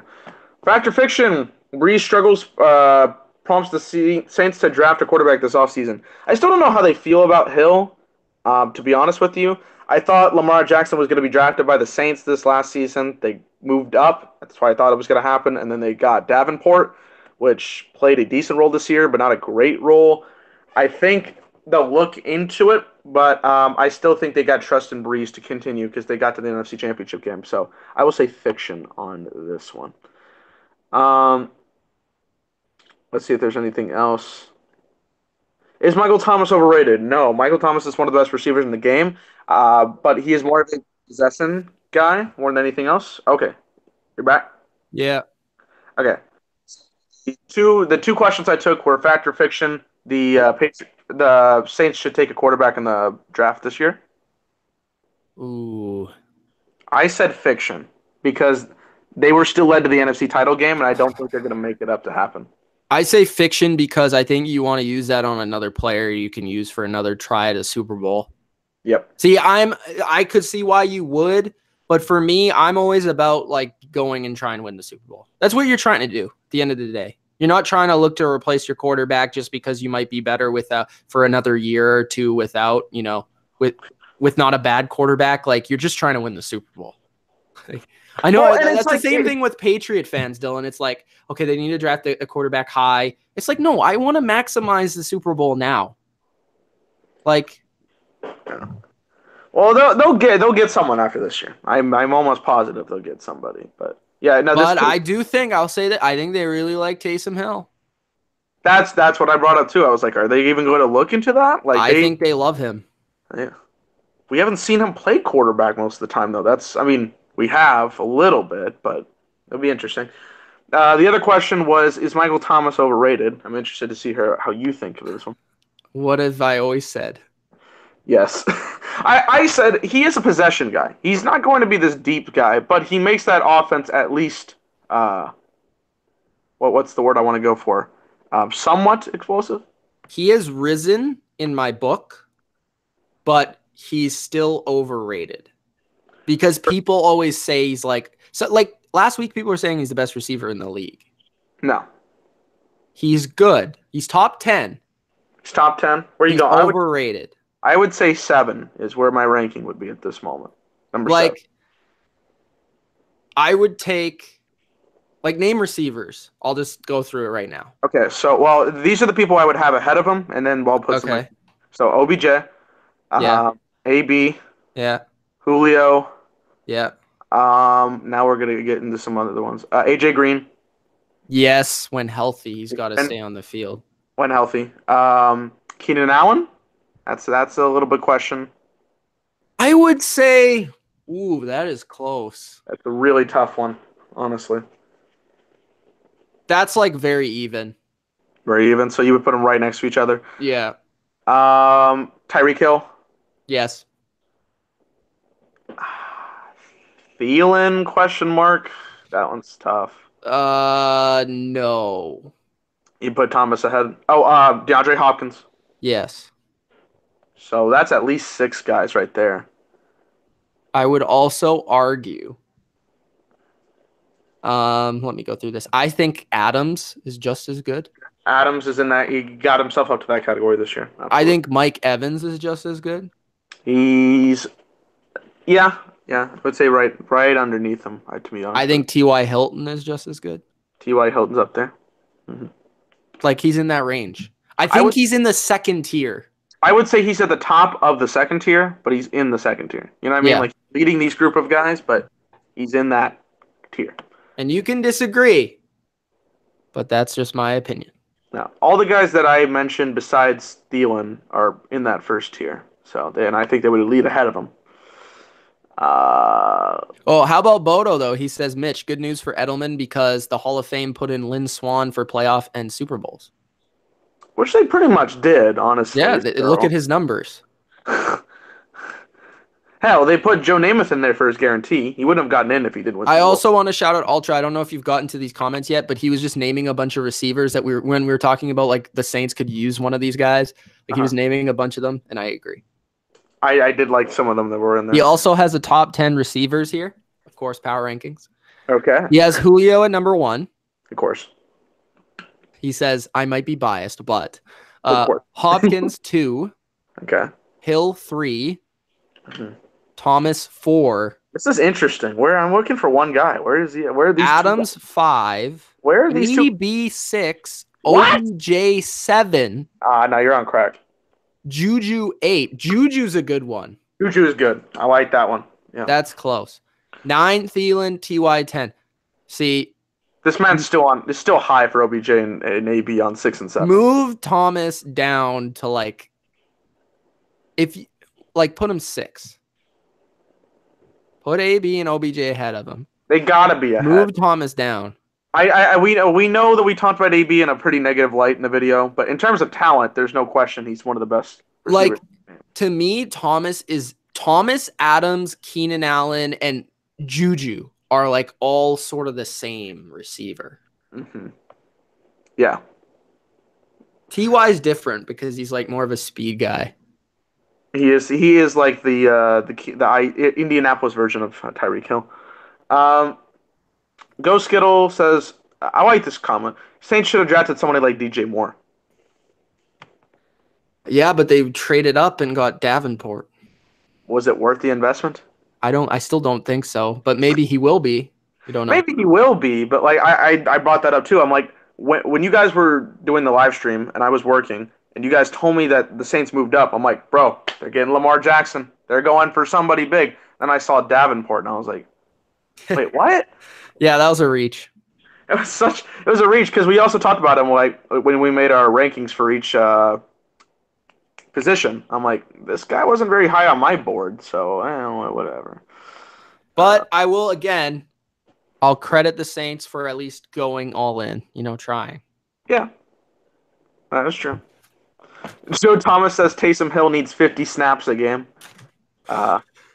Well, I don't know what is he going to be the quarterback now, or are you going to put him 50 snaps in before he goes to be quarterback? I don't know how is that going to work. I don't know about that. Make him a tight end. They don't have great tight ends. Make him a tight end. Bro, that one play they ran in the red zone, I was like, I called that like 5 minutes before it even happened. It's like, is anyone going to go out there and cover the guy? Because again, I don't understand how defenses this year in particular were like, well, Taysom Hill's in the game. I wonder if they're going to do something with him. No shit, they're going to use something with them. Like, bro, especially the bunch stack fucking screenplay. How many times did we see that this year? Bro, but at least he scored a touchdown. There were so many plays this year where he had a long pass or a touchdown taken away because of a flag. This is his first score. Thank God it finally happened.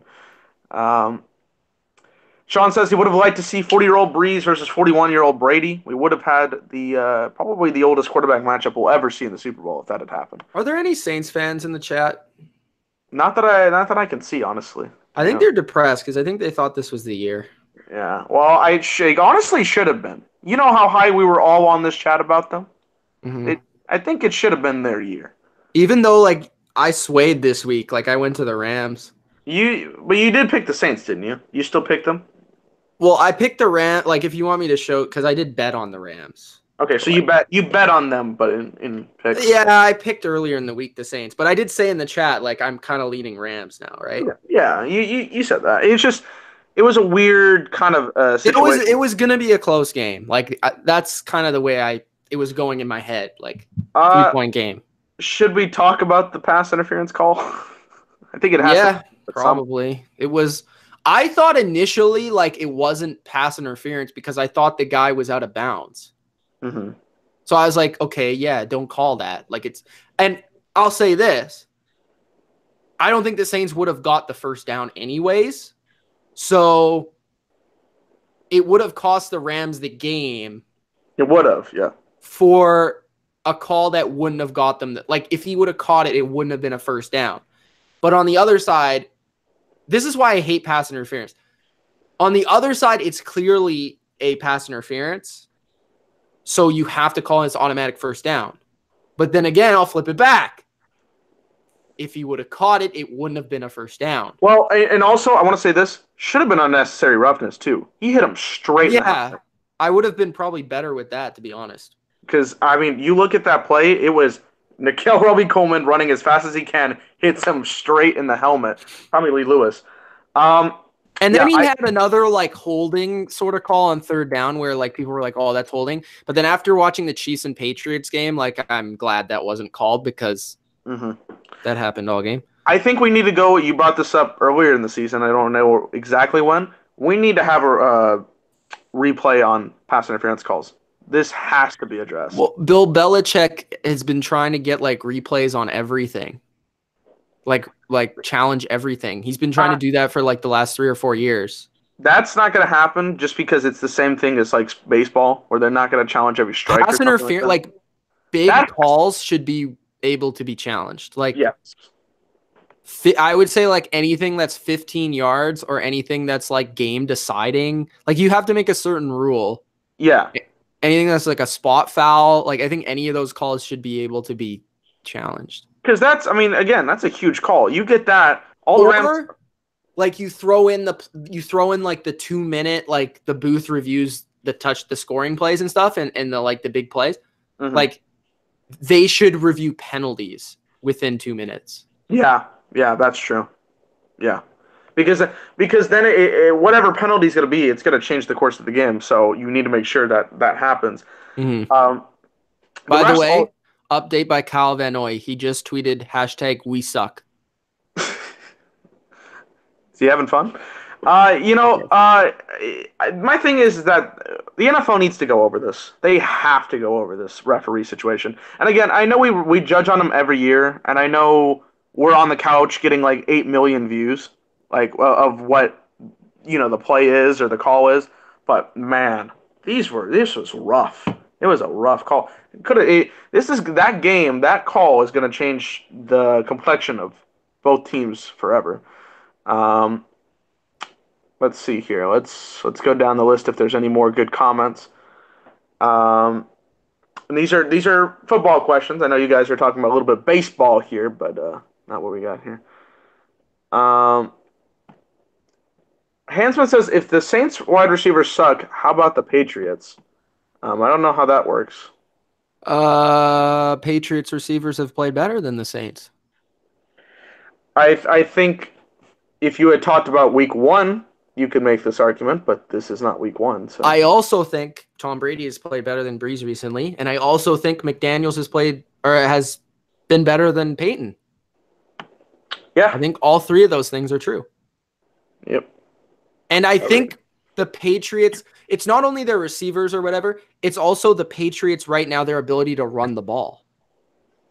Yeah, no, that was definitely a key because last year it was more about. Like this year, they totally transformed their offense into like a power running, work off the run sort of offense.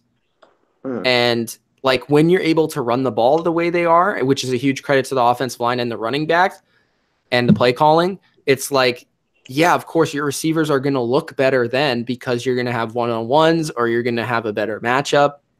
So you could say the Saints receivers are better than the Patriots, but the Patriots have utilized their talent better. But I will say I think that that pick on Michelle in the draft was crucial for this to work. It's been huge right now. And they're one away from making it work completely. Yep. Rob said the Super Bowl appearance is going to help LA. It's going to be helpful for LA because of that new stadium. Yeah. I think this Super Bowl, AC said something about this is going to be the worst matchup. I think in the NFL's eyes, they wanted LA there just because I think it's going to increase the popularity of the Rams in LA. Yeah. And like LA in terms of the NFL. I think it's just going to really help them even if they lose. Yeah. Is there a stadium, not this year, but next year will be open, I'm assuming? 2020? I think so. I don't know. 100%. But it will be the last year. I think it is because the last year the Chargers will play in StubHub Arena. Gotta love that. Good stuff. Let's see if we got any other good comments, guys. Hanson's talking about the roughing the passer. We talked about that. Fact or fiction from Bodo, they should put an extra ref on the field during the playoffs. Well, they already have one ref on the field, in the middle of the field. And they have one behind. They have enough refs. They have 7 refs? There was one really bad call. It was a pretty shit call, but... I mean, other than that, though, that's why I think that the challenge, though. That's what I'm talking about. Like, you should be able to challenge that because maybe the ref just made a mistake. But also, like, the NFL needs to go over this in the off season because there was a lot of these situations, and I get that it's human error and stuff like that, but they're also getting paid to make this happen. So, like, you need to make the calls, and plus they're not full-time workers, so it's kind of an issue. But yeah, James, our Patriots fan here. Where is Snoopy? I think he owes me $100. Snoopy. Yeah, where the hell is this guy? He owes me $100. He's out forever. He said, search Tom Brady NFL draft video on YouTube. The video is 2 minutes and 2 seconds long. I don't know exactly what that entails. He's just the Patriots stat guy. Yeah, I just don't know what the video entails from that. I think it's his 40 time and stuff. Oh, you gotta love the 40 time. Again, like I said earlier on the season, the only guy I've ever seen run faster as he gets older. I do not understand this. By the way, I'm shocked they never ran a quarterback sneak in this game. Not even on the 4th and 1, which was shocking to me. Yeah, that's true. Let's see. Somebody brought up Greg Hardy. Yeah, I mean, what an idiot! What an asshole! But to be fair, I don't think he knew that you couldn't knee somebody in the face. I don't think he should have been put in the co-main event then if he didn't know that it was illegal. I will say this: if CM Punk can be in the UFC, so can Greg Hardy. He can, but it shouldn't be. Neither of them should have been. But then again, Mr. Dana White, he wants money. Yeah, he's smart, man, businessman. But freaking Kajudo and Dillashaw last night. What happened over there? The freaking 32-second fight. Dillashaw got roasted. Let's see. Anything else we got here? Jags 2017 or Saints 2018? Who would win? Yes, I guess. Or who's the biggest failure? Shit. Who would win and who's the biggest failure out of the two? I think is the question. Who would win? Where's the game? Let's put it in neutral territory. Well, you can't, I guess, 10. Yeah, because if you were to play this game, it would be like a AFC, NFC, so. Oh. It's a tough matchup. I think the Saints would have won. All because of Blake Bortles. By 1. But that defense, 28-27? Not even like 21-20? Like 20-19. Oh, 4 field goal game over here. Okay. Something like that. Oh. Man. It's tough. Who do you think? Well, that Jaguars defense was insane. Yeah, it's tough, man. But maybe the Jags. But that Bortles team is... Okay, I would probably pick the Saints. I would say 24-20, because, again, I will still never trust Bortles.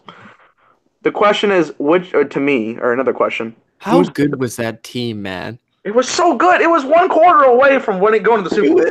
It was by far the best team in the NFL. It was And so they good. had the worst quarterback. Ah. Oh, by the way, in terms of Jeff Fisher, he has now coached the last two NFC representative quarterbacks for the Super Bowl. Nice. Congratulations on doing absolutely Good work, nothing with Jeff. either of them. Fucking Good garbage. work, Jeff. And the NFC Championship game last year also hosted Case Keenum. So he's coached all three of those guys and didn't get shit out of them. Congratulations. You're trash. Let's see. Anything else, guys? There's a lot of comments. Joe Namath is God, says Hansman. I mean, he did go in with a losing record. I think Hansman's a Jets fan. Here's the thing. Super Bowl III, great win. I mean, it wasn't a very good game. Namath is one of the most overrated quarterbacks of all time. Oh, absolutely. He's the only quarterback to ever get in with a losing record until Eli gets that. So, like, Hansman, what did he do other than that Super Bowl? But that's the legacy. That's why people will get in. I know. He's a freaking beauty. Like, I think he deserves to be in the Hall of Fame just because of his personality. More so than, like, his play. Yeah, because what do you think? Like, all the commercials that he had in the 60s? He's like a star. He was a star. I mean, and again, we weren't born. I was what? Okay, when he won the Super Bowl, I was negative 30 years old. So there was no way I could have seen him play in his time. You know, maybe somebody else would be out there, but looking at 2019 eyes, he was not very good. Trivia says good, but he was overrated.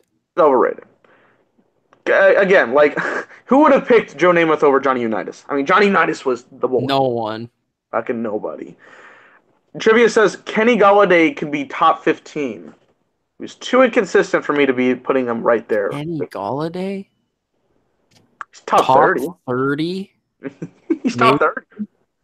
He's not top 15 because he's too inconsistent. He had like 4 or 5 games where he had like 1 catch this year. I could probably name 30 receivers better than him. I don't know if I want to put you on the spot for that, but I think I could do it. Okay, let's hear it. Let me pull up the teams. Ah, come on. Edelman, guys, a lot. Thomas, Jeffrey, Hill. Mm-hmm. Don't know about Sammy. Maybe. Amari. Yep. Both Rams guys. That's 7. Both Rams guys. Okay, I got 7. Both Steeler guys. 9. 9. Allen. Mike Williams is close. Man. It's better deep threat. Mike Williams. I don't know. I think he might be better. Adams. Put him on the fringe. Okay, Adams, 11. Allen Robinson. Yes. Close. I would put. Okay, you'll give it to me? Yep, I'll give that one to you. Would you give me Doug Baldwin? Yes, I give you Doug Baldwin. Okay. I'd even almost consider giving you Lockett too. Yeah, I wasn't gonna say that one, but I'd almost consider it. But you got 13. Emmanuel Sanders. Yep. Landry. Yep. Odell. Absolutely. Thielen and Diggs. Yep. We're at 18 right now. Hilton. Yeah. It's just tough. I mean, this is DeAndre. Yes, 20. Thirds of the way. I don't think Corey Davis. No. Julio. Mm-hmm. Trying to go the rest of the way. AJ Green. AJ Green. Yep, 22. Evans. 23. Mm-hmm. I think that's it. Edelman. I said Edelman. Oh, did you? Oh, that was probably the first one. Then I didn't give you that one. 24. 24. That's 24. I didn't give you that first one. Did we count Mike Williams? No, I didn't count him. Sammy Watkins, maybe? That one's interesting. When Watkins is healthy, he's around like the 26th best receiver in the NFL. Okay, so he makes the top 30. That's good to know. Yeah. All right. That Oh, was it. Cooper Kupp. Oh, yeah. Got to put him in there. So like 20, he's like the 27th best receiver in the NFL. 27. Yeah, I'm trying to think if there's anybody else we missed on here, but I do not think we missed anybody. If we did, let us know. I know Ultra will say like Calvin Ridley. Yeah, no. Not Golden Tate either. He dropped off this year. He did quite a bit. Oh, would you say Marvin Jones? Marvin, I was about to say, I didn't mean Marvin Lewis. Maybe. It's close. He had a really down 20, like, second half of the year, though. And Galladay, like, well, he also got hurt, but when he's healthy, maybe he'll answer that question in 2019. You know, so we'll put him in the. I do like Galladay. I don't want to take anything away, but like 15, top 15 was a little bit rough for me. Yeah, I'd agree.